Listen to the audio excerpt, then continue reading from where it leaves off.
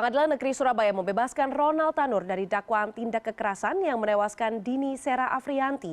Vonis bebas ini pun mengundang tanda tanya publik. Apakah putusan bebas ini karena bukti yang tak cukup atau justru karena faktor latar belakang Ronald sebagai anak pejabat?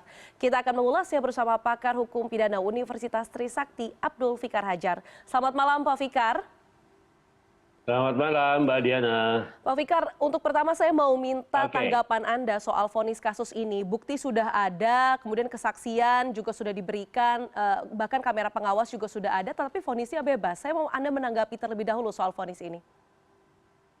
Ya, jadi di dalam satu peradilan, ya, kekuasaan kehakiman itu sangat merdeka, ya, sangat punya kewenangan yang tidak bisa diganggu-gugat oleh siapapun, gitu. Jadi kekuasaan kehakiman dalam satu perkara diwakili oleh majelis hakim, gitu. Jadi majelis hakim itu merupakan cerminan dari atau merupakan perwujudan dari kekuasaan kehakiman. Karena itu dia punya kebebasan yang sepenuhnya. Tetapi kebebasannya tidak sebebas-bebasnya, gitu ya. Kebebasannya atau kewenangannya itu dibatasi oleh peraturan, oleh undang-undang, oleh hukum, gitu ya. Nah, dalam konteks menilai sebuah perkara, ya, maka alatnya adalah hukumnya, adalah ketentuannya, adalah pasal-pasalnya, gitu. Nah, apakah dia sudah menerapkan hukum dengan baik? Nah, itu akan tercermin dari putusan-putusannya. Nah, tentu saja orang bisa berbeda melihat satu fakta, gitu ya, melihat satu fakta persidangan, gitu ya, apakah keterangan saksi, keterangan ahli, keterangan para terdakwa dan alat bukti lainnya itu masing-masing pihak itu bisa berbeda. Karena itu di persidangan itu ada tiga pihak, ya. Pihak pertama adalah jaksa penuntut umum yang di dalam kedudukannya mewakili negara, dia secara subjektif punya kewenangan untuk menuntut orang. Nah, karena itu ketika dia mengajukan orang ke pengadilan, pasti sudah didasarkan pada alat bukti yang dia persiapkan dengan baik. Nah, alat bukti itu apa? Alat bukti itu keterangan saksi, keterangan ahli, alat bukti surat, ya, dan keterangan terdakwa sendiri. Nah, itu yang menjadi bekal dari jaksa penuntut umum mewakili negara menuntut terdakwa karena dianggap terdakwa melakukan kejahatan, melanggar hukum, gitu. Nah, di pihak lain terdakwa juga punya hak untuk membela diri. Nah, karena itu ketika dia membela diri, dia boleh minta bantuan orang. Dalam hal ini adalah penasihat hukum, ya. Jadi setiap terdakwa, terutama yang ancaman hukumannya 5 tahun ke atas, itu wajib didampingi oleh penasihat hukum. Kalau ancaman hukumannya di bawah 5 tahun, ya seperti tilang gitu ya, nggak usah dampingi juga nggak apa-apa, gitu ya. Tapi kalau yang ada ancamannya lebih dari 5 tahun, begitu kata KUHP, harus atau wajib didampingi. Kalau dia tidak mampu bayar pengacara, negara akan menyediakan pengacara untuk orang yang didakwa dengan ancaman pidana 5 tahun. Nah, jadi itu ada tiga pihak di dalam pengadilan. Ada jaksa, ada terdakwa dan penasihat hukumnya, dan ada hakim yang memutuskan. Nah, sama juga sebenarnya dengan sengketa perdata, maka jaksa ini mengajukan alat-alat bukti tadi, ya, saksi, ahli dan sebagainya untuk membuktikan bahwa terdakwa itu bersalah melakukan tindak pidana. Nah, sebaliknya, terdakwa juga sebenarnya punya hak untuk membela diri. Dia juga punya hak untuk mengajukan saksi yang meringankan, gitu. Nah, atas dasar itu kemudian itulah disidangkan di depan pengadilan. Nah, nanti pengadilan atau hakimlah yang akan menilai apakah dakwaan jaksa itu terbukti atau tidak. Nah, dalam konteks ini, ya, dengan putusan pembebasan itu artinya bisa ditafsirkan sebagai dakwaannya tidak terbukti. Gitu ininya, logikanya seperti itu, Mbak. Baik, baik. Tapi apakah Anda merasa janggal? Karena kalau kita melihat ada bukti berupa hasil visum dan kalau kita lihat sendiri hasil visumnya itu meninggalnya almarhumah Dini ini dikarenakan pendarahan akibat benda tumpul begitu. Apakah memang kamera pengawas, kemudian keterangan saksi ini tidak cukup kuat kalau dari kacamata Pak Fikar?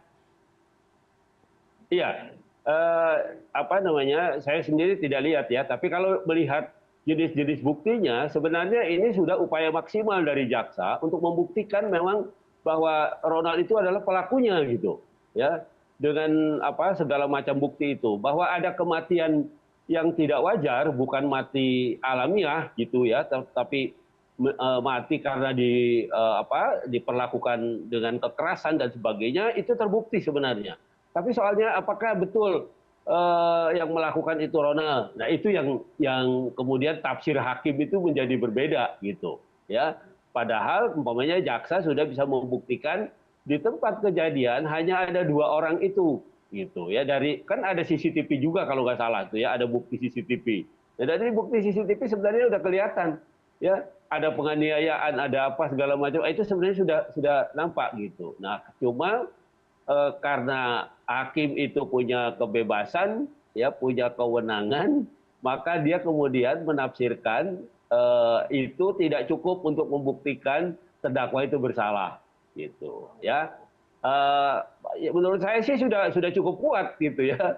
Kalau lihat dari macam-macamnya bukti yang ditampilkan oleh jaksa gitu, bahwa si terdakwa itu ngomong bersalah gitu. Nah, tetapi ya itu tadi yang saya bilang, kembali kepada kewenangan hakim. Begitu, Mbak. Oke, baik. Pak Fikar, tadi Anda juga sempat menyebutkan bahwa kasus ini juga bisa ditelaah dari pasal-pasal yang dikenakan ataupun yang didakwakan kepada Ronald, begitu ya. Nah, kalau kita lihat pasalnya, karena selain pasal dugaan pembunuhan ini kan ada juga dugaan alternatif soal penganiayaan. Kalau dilihat dari daftar bukti, rekam jejak keterangan saksi, sebenarnya kenapa ya Pak Ronald ini juga bebas dari pasal penganiayaan, begitu? Nah, itu yang apa namanya, yang menjadi pertanyaan saya juga ya. Pasalnya sebenarnya dakwaan sebenarnya sudah cukup berlapis tuh, ya. Ada penganiayaan berat ya, kemudian puncaknya adalah pembunuhan 338, 340.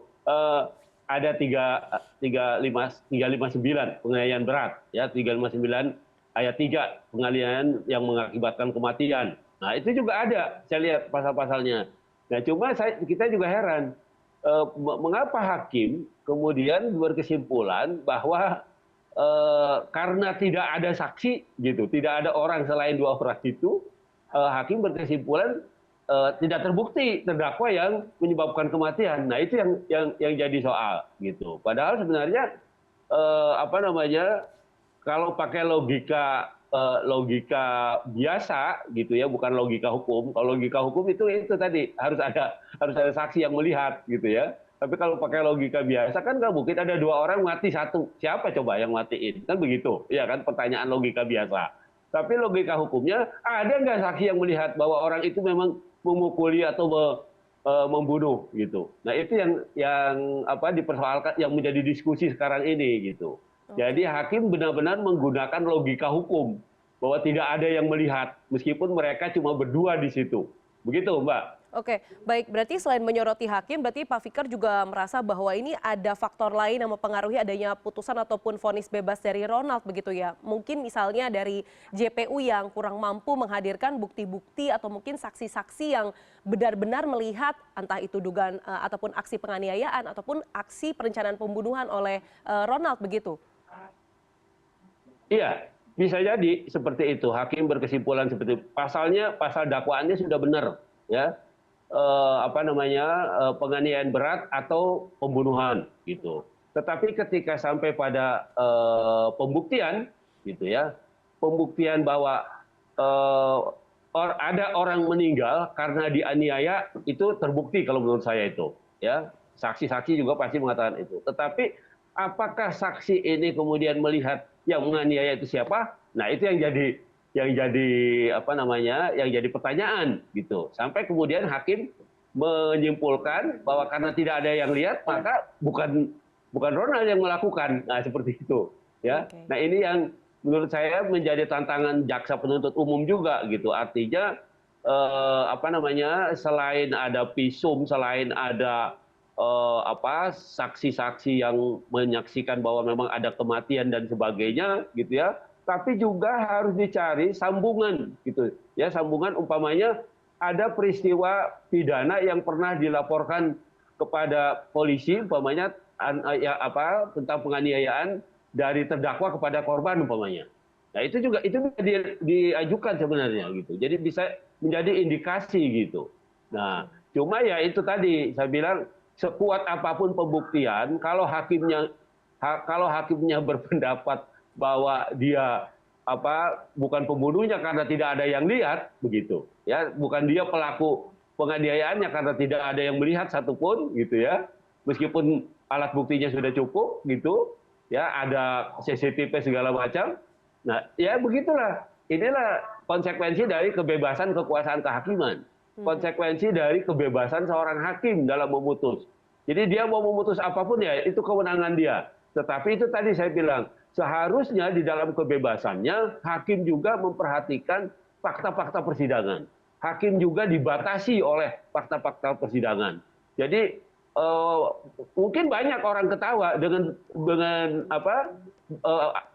dengan bukti-bukti seperti itu. Kok berani hakim membebaskan, umpamanya seperti itu. Ada juga mungkin orang yang menyatakan seperti itu. Nah, tapi dari sudut yuridis kembali kepada kewenangan hakim itu tadi. Begitu, Mbak. Pak Fikar, ini saya izin penegasan, berarti artinya karena memang kasus ini masih naik ke ataupun berproses ke kasasi di MA begitu ya Pak, ada potensi bahwa memang jika memang nanti JPU tidak berhasil menyediakan ataupun menghadirkan saksi-saksi yang benar-benar melihat langsung aksi penganiayaan ataupun pembunuhan yang dikenakan kepada Ronald, berarti bisa jadi di tingkat MA pun kasasi juga bisa gagal begitu ya Pak Fikar? Oke, gini. Kasasi itu sebenarnya kewenangannya menilai apakah hakim pengadilan negeri sudah tepat menerapkan hukum pada fakta kejadian yang seperti itu. Sesuai dengan persidangan gitu ya Pak? Ya, halo? Itu kewenangannya kasasi. Baik. Jadi dia tidak menilai fakta lagi. Ya, jadi kasasi itu yang menilai fakta itu pengadilan negeri dan pengadilan tinggi. Tapi begitu kasasi, maka kasasi itu kewenangannya adalah menilai apakah penerapan hukum oleh hakim pengadilan negeri terhadap fakta persidangan seperti itu sudah tepat atau belum. Nah, kalau sudah tepat, maka dia akan akan menyetujui itu putusan pengadilan negeri. Tapi kalau dia bilang tidak tepat, maka dia bisa mengadili sendiri. Ya, artinya dia Mahkamah Agung atau hakim Mahkamah Agung menyatakan itu tidak tepat putusan pengadilan negeri, maka Mahkamah Agung mengadili sendiri. Nah, dia buka lagi itu berkas semua.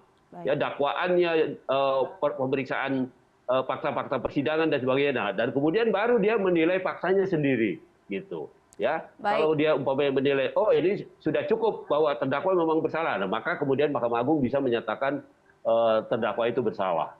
Begitu, Mbak. Baik, terima kasih banyak Pak Fikar. Tentu kita harapkan dalam proses kasasi yang nanti akan berlangsung ataupun bergulir begitu dalam waktu dekat, tentu akan menjadi ataupun punya titik terang begitu ya. Karena kasus ini tentu menjadi sorotan masyarakat dan kita tidak ingin menambah rentetan panjang kekecewaan masyarakat terhadap keadilan hukum di Indonesia begitu. Terima kasih Pak Fikar waktunya untuk CNN Indonesia Prime News. Selamat beristirahat. Oke, sama-sama. Yuk, sama-sama.